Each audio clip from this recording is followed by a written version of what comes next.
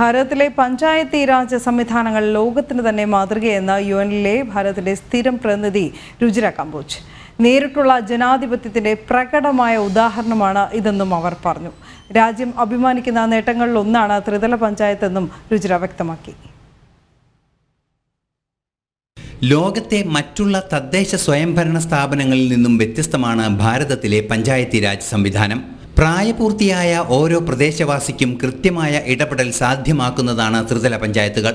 ജനകീയ പ്രാതിനിധ്യം അടിസ്ഥാന വിഭാഗങ്ങൾക്കിടയിൽ ഉറപ്പാക്കുന്ന ഗ്രാമസഭകളിലൂടെയാണ് ത്രിതല പഞ്ചായത്ത് ഭരണം ജനകീയമാകുന്നതെന്നും അവർ പറഞ്ഞു. And unlike municipal governance systems found elsewhere in the world, the Panchayati Raj is a sterling example of direct democracy that facilitates active participation from all residents of a panchayat through the Gram Sabha or the assembly of all adult members of the community. Our nation's journey with the Panchayati Raj system is a narrative of empowerment, inclusion and progress, particularly highlighting the strides made in women's leadership, and it gives me much joy to say that as a lady myself. സ്ത്രീകളുടെ പങ്കാളിത്തം ഉറപ്പാക്കുന്നതിന് ജനകീയ ഭരണ സംവിധാനങ്ങൾ വഴി സാധ്യമാകുന്നുണ്ട്.